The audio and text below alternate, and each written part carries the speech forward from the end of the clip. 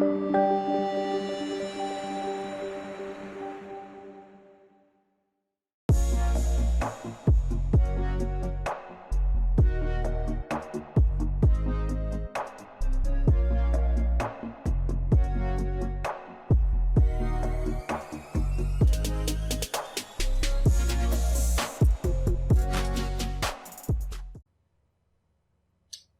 guys. First of all, pleasure to be here. Thanks for having me. Um, how did I get here? It's a long journey, but in the very short path to arriving to where I am is I mean, I am coming from a traditional background. My parents are artists. Went to high school of fine art, then Academy of Fine Art, and then I picked up ZBrush and started basically having this transition into digital world, into the digital sculpting, and then this brought me here to London, where I currently live and work. Then started in MPC, went through different various big VFX houses like MPC, Frame Store, and Industrial Light and Magic. And after this, currently, at the moment, I am freelancing for most parts, and also I'm visual supervising and modeling build supervisor for the same company, which is a small boutique studio here based in London. We are around 25 people, and we currently have very exciting projects. So this is the whole path. Yeah. Well, that kind of leads me to my first question I want to ask you. So, what caused you to actually get into 3D and what drove your passion how it is today? Because I know you touched upon like how your parents were artists, and but what else actually drove you into that field? Well, I've been drawn into art and into sculpture and all related for, I mean, since I know myself, and I've been recording any memories, but the digital transition happened after my graduation in the Academy of Fine Arts, where in Bulgaria, it's very difficult situation for traditional artists.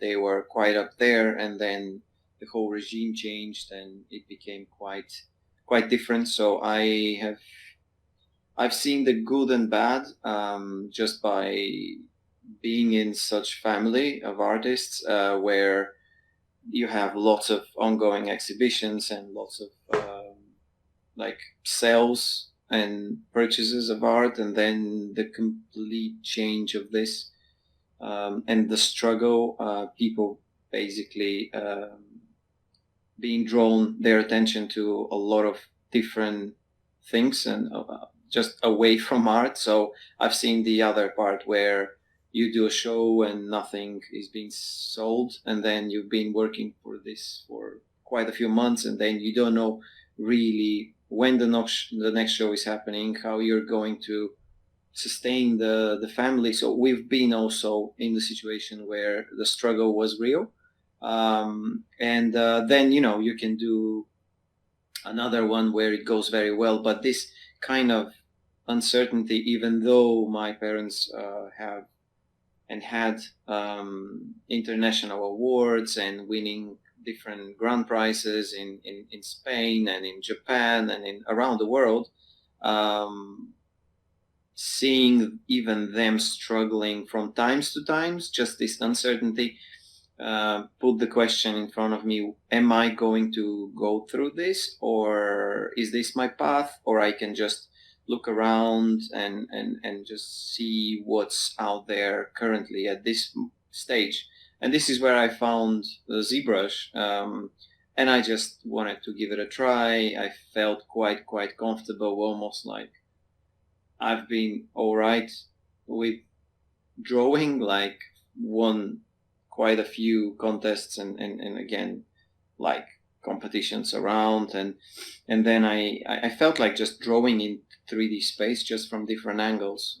So this opened quite a few doors for me. I started in a small studio in Bulgaria, and then I moved to London, working in MPC and working on Batman, Superman. This was my first show, so it was very, very rapid, but quite a nice change. Yeah.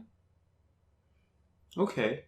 So, and that goes in towards like the next question I want to ask you, because I know that like for every artist, or going back to what we had discussed before, going back to what you had said before about seeing your parents going through that struggle and and seeing that firsthand, like not a lot of artists actually go through the same struggles as like how you did, but there's also people who actually understand the struggle, understand how to actually grind and stay true to the path. Because even while my time as an artist, even when I was like designing games, like there's also be times where you got to get resources and you feel like you got to meet that deadline, and it's pretty much everything's like falling a little bit behind, and you got to find ways to complete certain deadlines in order to get a product out there. So even on a school level, when you had to meet a certain turning projects at a certain time, like students need to go through that in order to understand like if they are, I'll say if they actually understand that this is what it takes to become an artist working in any kind of like an industry, because this is what is required of them to do. So Yeah. now I'm going to touch base on this next question. So when it comes to character or creature design, do you have full creative freedom when it comes down to creating these designs, or does the company give you a specific like specific notes or specific concept that you must have to follow in order to create it, or is it be a combination of both? Well, ideally, you will have a lot of freedom, but you don't always have, because there are always other parts involved. There are always clients, and the client has their own vision. So by working for a company, you always will, even if you present your own idea, eventually this idea will be reviewed and will be discussed with your client or director, and then the studio producers always jump in and they, weigh in as well. So that's why I'm also like art directing the work we do here in our studio, and yeah, sometimes you have more freedom, sometimes you have less freedom, depends on really the client, but you always have to be in a way flexible, but you always have to be truthful to as much as possible your own vision. And if you're too bothered by it, just always know that I always encourage people to just do their own personal personal work and personal portfolio, where there is no one that will overlook what they do. It's going to be really them presenting themselves and having the full creative freedom. So when you work for a client, do your best and work with them. After all, they came to you because they already have something in mind. A project doesn't happen because you came up with the idea, unless you are different, unless you're in different department. If you're from the character design department, probably there is an existing project already that someone has the idea for, and they came to you so you can work on it, but you're not gonna drive the story or anything else. Where if you do your personal project, then be fully creative, do your own version and be the boss of everything. But it's also very important, because really when there are no boundaries and there are no limitations there, that really represents you. So that's where I usually like to see more original stuff and less mainstream ones. Okay, now this will be a very interesting a follow-up question with that. Now, have you ever worked on a design that been rejected, right? And you decided to actually repurpose it and insinuate more to actually add your own little flair and spin on it as a personal project later on? Not as a personal project, but as a show. Like, I'll tell you what happened. I have a perfect example of this. So on Hellboy, the latest one, we had to build 5 different creatures, where you can see them in the end of the movie, where the hell creatures are being released, and they come from hell basically, and they overtake London. So in there, they were 5 creatures we had to deliver to Goodbye Kansas, who are also great guys and great company. And they will do the shots. We did only the build, the texturing, look dev, the sculpting part, and also we kind of improved what was already as concept. But we wanted to, just as an art director, I wanted to improve certain bits, which were the client just wasn't. They were very truthful to what they have been signed off already, so they didn't want to change anything. And what we did, just because the creatures look much better from what actually ended up being in the movie, we took those creatures and we kind of showcased them in a different way. So we've added different simulation, we've added different, a little bit, we changed the look, etc. And then, of course, you see them in the movie, and then you see them as in our company's show reel with a little bit of like a few changes for sure, which somewhere were completely resculpting the face or adding effects and adding some lava bits and veins and stuff like this. So it's a quite of a big change. But we did that not repurposing for personal stuff, but repurposing for uh, company purpose, and it's looking much better in my opinion. So sometimes it happens. Okay. Now, speaking of personal projects, right? Now, as a art director or a supervisor, how do you actually find the time to actually do personal projects where you're pretty much is like the head of like of your art department? So how do you actually find the time to actually do all that stuff where you have like people who work under you who may have a little bit more freedom as far as do personal projects versus you have put in more time and effort as far as like managing over everything and doing all that stuff? How do you actually go about like find the time to actually do that stuff? Well, that was a struggle that I had to go through by me learning to delegate work. I am very on hands and just I always think that, oh no, wait, there's a different, like there's a specific way I want this done. Can you just send it over? I can do a paint over and then you can carry on. But at some point you just find yourself way too overwhelmed.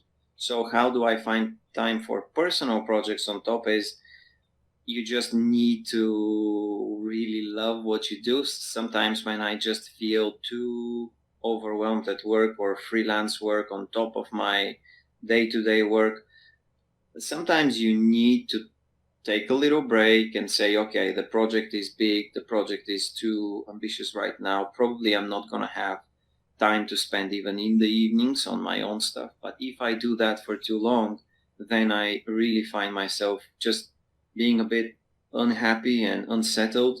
So I really need to push my own things and to carry on. So back to your question, if you love what you do, you'll always find time. I think it's a matter of priorities, and that's it. A matter of priorities. Kind of different situation for different people, but the balance that we all need is from different type. Okay. Now, I know that like this is for a lot of artists who are just freshly graduated from school and haven't get the chance to actually get into the industry just yet. Now, do that same principle, because I know people who actually work full time and actually have like got to pay bills and all that stuff, make sure they maintain that stuff.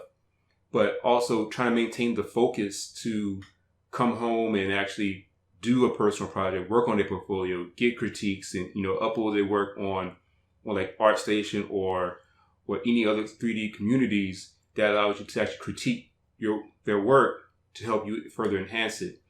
Because like even I myself, I went through that same process too, and I know that like others went through it as well. Like even yourself, I think that I know everybody didn't get to the well actually for you where you're at right now. I know that you didn't get into the industry right away, but I know that everybody had to get their own little bumps in the road in order to get to where they at. So is that be a good fair assessment? Correct? Yeah, absolutely. It's totally not straightforward thing and process. I mean, there are different, as you said, like different bumps on the road, and there are many different paths to the to the tempo. So in my case, it was heavy lifting prior to my entering in the digital zone of things, digital transition. I spent quite a few years in actually like sculpture, traditional sculpture, traditional drawing and illustration and all that thing. So I had already spent, let me say, because some people say, oh, you've been not so long in the industry. That's true. I started around 2013, so it's like 8 years now, which is quite a lot. But there are people being in the industry for 20 years. So sometimes people tend to say, oh, but you've not been for quite such a long time in the industry. But previously to entering this industry, I've been doing the same thing so I have 5 years of High School of Fine Arts. I have 6 years of Academy of Fine Arts, so 11. But prior to the high school, I've also been drawing, and I've also been given kind of homework to draw, like sketches and hands and feet and anatomy. And I was just before 8, 9 years old, 10 years old. So now I'm 30 something, 35. It's been a while, man. So there are people, they start quite late. But again, some people develop quicker, some people develop slower. You just need to not be harsh on yourself and just put the work. But it's not going to be very straightforward. There is so much information now out there that you could learn so much. And there are amazing courses, amazing online schools, and just being in front of the computer and learning on your own also is a great thing. So I'm not always pushing for, oh, you need to go to a traditional school, etc., etc. There are many different paths, but yeah, you are right that there are many also different obstacles. You just need to be very passionate and truthful too. If you love what you do, you will eventually get it there. Okay. Now, this is a very unique question. It's pretty much just for you because you did both like film and also like games. Now, can you tell us the differences between doing film and gaming and what will be the similarities as far as like working on each project? Because I know you worked on like Diablo 2, the Jurassic World, Fallen Kingdom, the Hitman's Wife Bodyguard. Yeah. And like from what I saw, you're pretty much finished working on season 3 of Love, Death, and Robots. Yeah. So yeah, we worked on that too. So can you go ahead and tell us, like, because I know we actually have like people who studied game design and also people who want to do animation. How can you see the differences between gaming and also film and what their similarities are? The similarities are very simple. You need to be as good artist as you can be. You will still need the same knowledge in terms of, let's talk about creatures and characters, for example. You will need to know anatomy for both. You will need to know, you will need to have this, let's say, surfacing skills, and you will have to know your software, and to have the artistic eye, and to address feedback well, and all these things will apply on both areas, in both different industries, games, art, or film. The difference would be that in film sometimes you're working for specific shots, so you have number of shots, you will not see the creature from certain angle, and you will refine those shots till the very, very high level, meaning that the detailing and the high res sometimes will have to be, most of the times will have to be very, very photoreal and very detailed, where in game, for example, depends on the stylistics of the game, um, you you wouldn't get that close to the character, or you will have to, after all, optimize your character, so you will have certain limitations when it comes to maps, and you will have to bake your model, etc., etc. Where with film sometimes I feel you could be a lot more on the heavy side, and to be a bit more careless when it comes to the technical side of things. But I think it's like, both areas are now blending, especially now with the Unreal Engine and everything that is allowing more and more detail to come into gaming. I personally love both. Sometimes I am more excited about the gaming side of things. Sometimes I'm more excited about the film side of things. Really depends on the project. So this is why you also have to be careful in what type of projects you're getting involved, because whatever you do, and also this falls into the personal side of things. Whatever you do in your personal portfolio, you will probably end up doing the same in your professional career. Now, with that, right? Because you said that, like, depending on the project, you'll be probably end up being more excited to work on either a game or a film. Now, were you excited to work on the Hellboy film project? Because I know that Hellboy has made like a previous movies back in the early 2000s, early 2000s, Yeah. mid 2000s. Um, if you were you a fan of those? And when they actually try to do another release of that movie, were you excited to work on that along with, in comparison towards Diablo 2 or working on the Diablo series? Um. So sometimes, and this doesn't apply to the project that now we're talking about. Let's say Hellboy. It doesn't apply to it. But sometimes it's not only about the project; it's about your current task.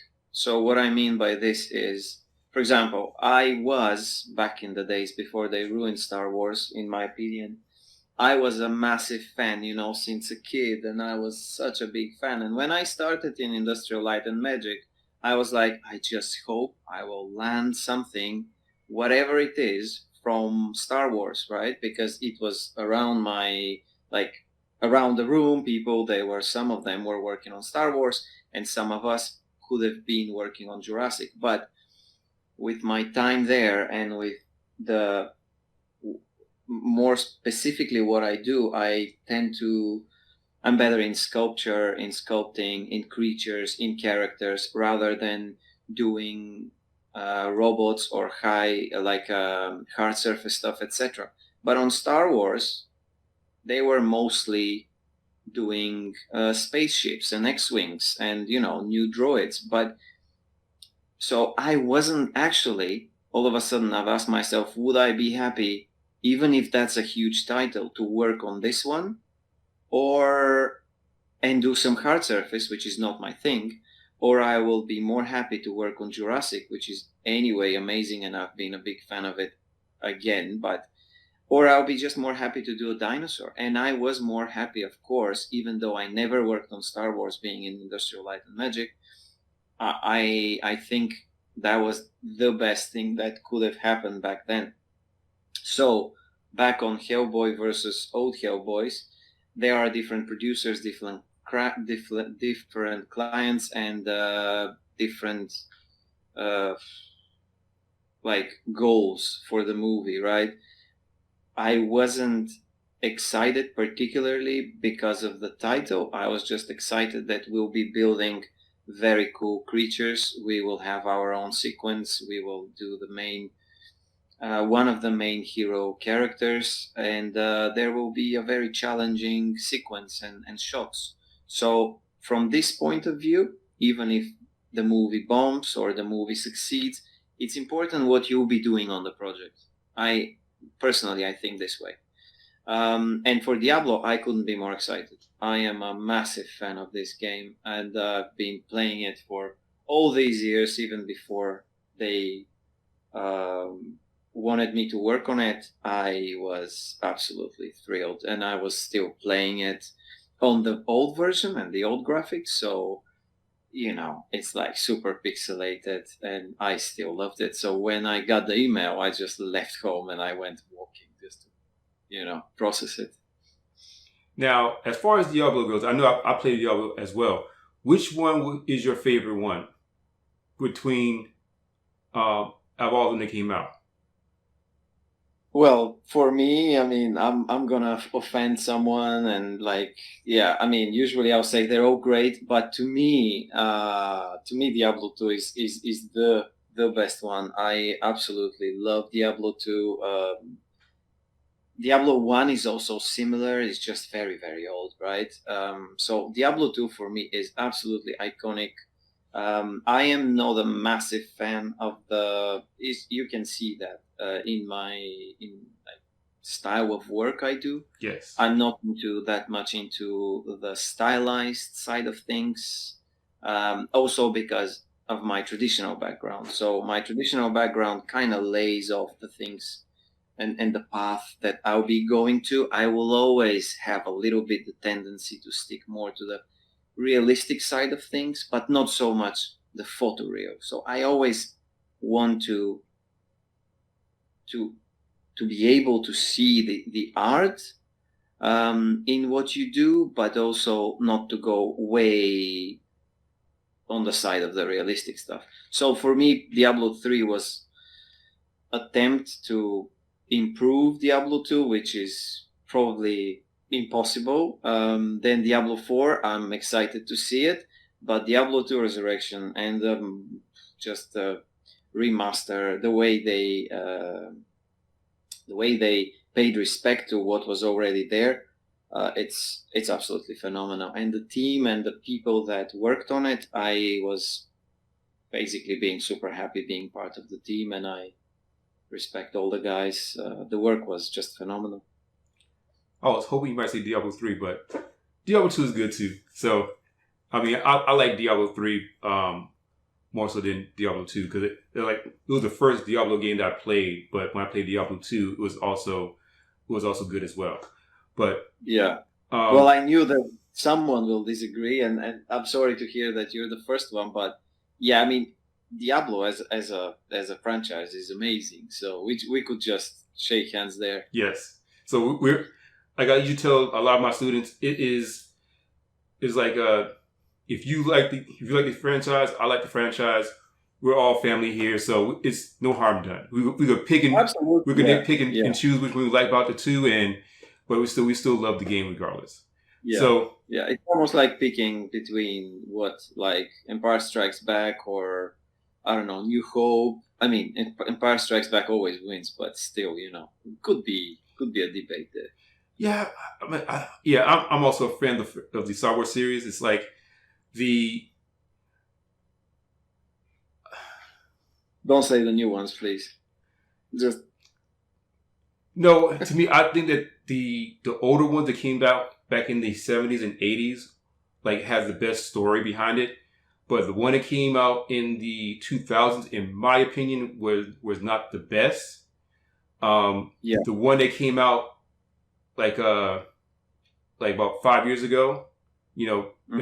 in that stretch, like it was better than the ones that came out in the early 2000s, but still the ones in the 70s and 80s were the best ones, in my opinion. So, Absolutely so agree. Yeah, yeah. I will agree with this. Apart from Phantom Menace and the Duel of Fates and Dark Move, I think it's pretty badass, and it's up there. I love that. So yeah. But apart from this, yeah, you're right. so now I'm gonna touch base on the personal like your personal projects, like because like I was on your website or looking at your portfolio, and I noticed that a lot of your pieces tell a story, right?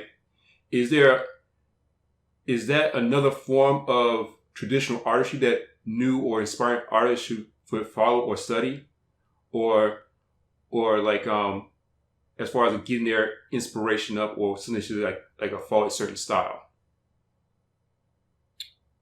You know, if that will answer your question, I think a personal style is not something that people should aim for until I think you need to be truthful to yourself. And when you put a lot of work out there, you will suddenly realize that actually this is my personal style. You know what I mean? Because sometimes people tend to search for a style and forget about the content of the work. So, firstly, you should be driven by what you want to say and improve as an artist and just go for the work.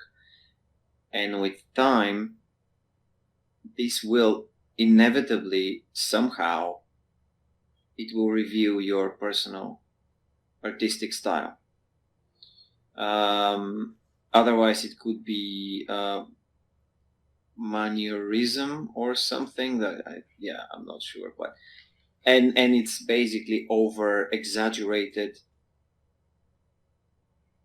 bits in your work that you're not even sure why you're adding these. You're just adding them so that could become your style.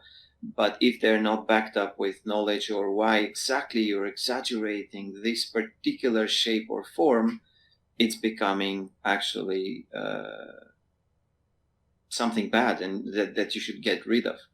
But about the story in my works, I guess because I had this I like storytelling. I like not just a sculpture on its own, but I always like that this sculpture has a little bit of story, or more or less some story to tell. And I quite often get caught up into creating a scene rather than just a simple single sculpture. But it's most a scene, and there are two of the characters or two of the sculptures interact with each other. And maybe that's because of my illustration, like a background in illustration. And there you always read the story, and then you based on like your drawings on. Um, I'm not really sure, but I think it's interesting, so I like it. Yeah. So now, as it relates towards like doing concept drawing, because like I know that which one would be your preferred option? Would it be more so of the paper and pencil or pen, or would you rather open up like a software, let's say like ZBrush or like a Photoshop, just to come up with a concept? What would be your preferred method as far as like to come up with concept art or concept designs? Again, it depends. As Michael Pavlovich, I'm not sure. You guys better have heard about him. He's a great guy. He has lots of tutorials around the industry, the internet. As he said once, concept art is concept art, no matter if you do it in 3D or in 2D. It's translating your idea and what you have in your mind, putting it down on a paper or directly in 3D. It could work great one way or another. The director or whoever, the client, if they like the idea, trust me, they won't complain that this is not 2D, or they won't complain that this drawing is phenomenal, but I'm not sure if it's going to be great in 3D. They will both do fine. It's just about, the idea. It's about the silhouette. It's about the character persona or whoever. And if it lands and if it works fine, it's really whichever method you prefer. Some people feel more comfortable using 3D directly just because they haven't drawn that much. Some people do the opposite. They don't know the 3D software. They don't want to bother that much with the shape, and they are going more for the silhouette and then a few strokes. And it's still fine to carry on the idea. But if you're good, you can probably do it one way or another. Okay. Yeah. So now, still on the topic of your portfolio. Now, you do carry a full range of like human art pieces. Do you enjoy taking liberties of doing human anatomy, more so sticking with human or traditional human typography within your work?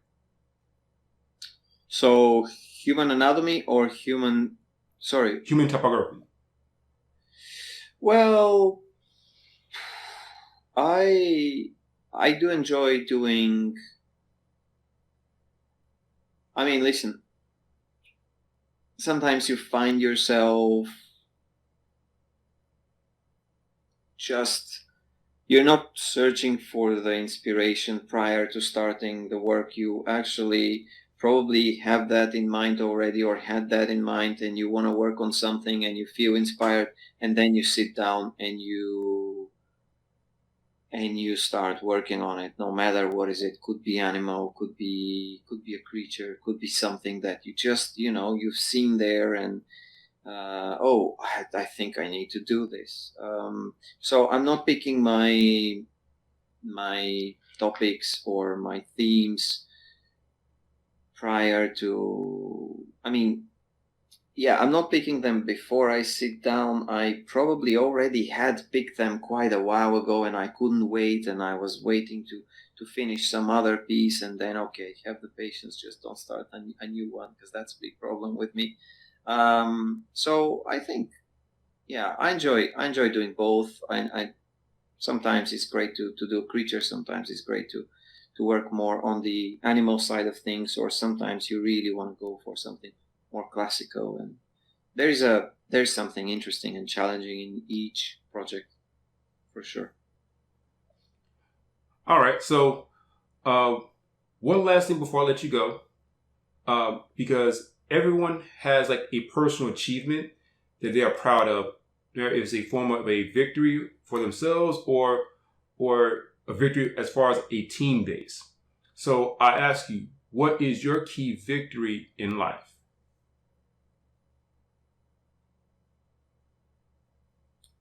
What is my key victory? Yes.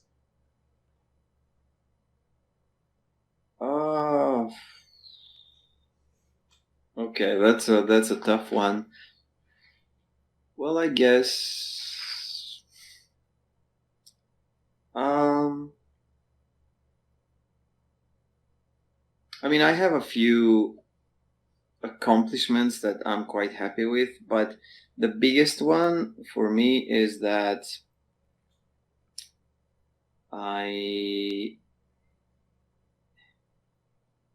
a Now it could be either work related or personal related. So it doesn't be like be towards like work. It could be like towards personal life. Yeah. Well, I am. I think one of the achievements that I'm just happy with is that I am better And that's quite simple, but I'm better artist than what I was a few years ago, and I feel that there is a lot of room for improvement um, down the line. It feels great that you see the progress and you don't feel like, okay, that's my maximum.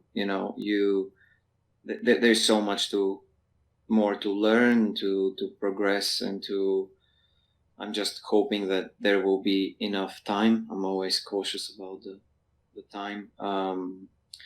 And personal one, I think it would be that I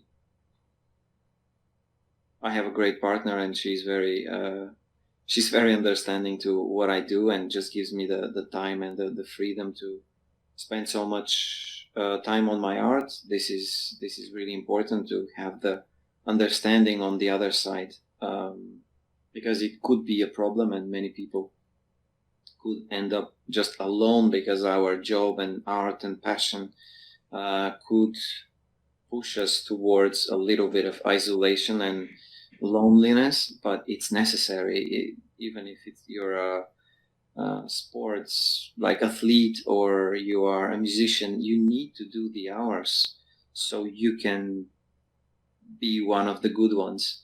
So that's something I'm very grateful and happy with. And also just I think many people, i'm not I'm not as remotely successful as I would like to be, but in comparison with where I've been a few years back and where I am now, what I do now, and what I am as an artist, um, a fair achievement is that I'm absolutely the same guy, and I don't take myself at all seriously. So I'm very very new, very just looking to improve and to learn, and just staying the same and not taking yourself too seriously. I think it's not so much accomplishment, but it's more of a recommendation to everyone up and coming and growing. Just guys, we're all just having fun. We are not that good, and there are such a amazing old old masters, so we are only just students. So I think that's a tip for everyone. Yep. Like I'll never consider myself a master of anything because we're always steadily trying to grow. We're always learning Like, because as soon as something new comes out, we want to learn like how it actually works. Just, if it's a new project out or a new technique, even new software, we're always trying to learn about how it actually works and actually help us improve our our workflow because like there are many things that's already out and we have our own way of doing things, but if it's something like a tool that helps us like maximize or at the very least or more importantly lessen the amount of time we actually work on that particular project or model, it actually goes a long way. So true. Yeah. so Ron, thank you for being with us today. So folks, if you guys want to check out Ron's work, we will put a link down in the description so you check out his work. And if you want to actually reach out, I don't know if you actually take on like critiques or people want to follow you on your on your art station and pretty much ask for advice, I think you'd be more open to that, if anything. Yeah, yeah, of course. I am open. I'm just very quite. My time is quite limited at the moment, so sometimes people reach out, and I'm always replying. I just am saying I will reply gladly. I just need to find time. So if it takes a little long or longer than expected, it's not personal. I just don't have the time, but I will always find time to drop a message and reply. Okay, so again, folks, again, we will put a description down in the link below. So pretty much check out his work, ask for advice if he's when he's available, he'll gladly reply to you.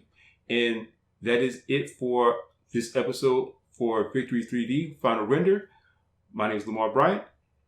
Thank you again, Ron, for joining us, and I will see you guys in the next episode. Thank you.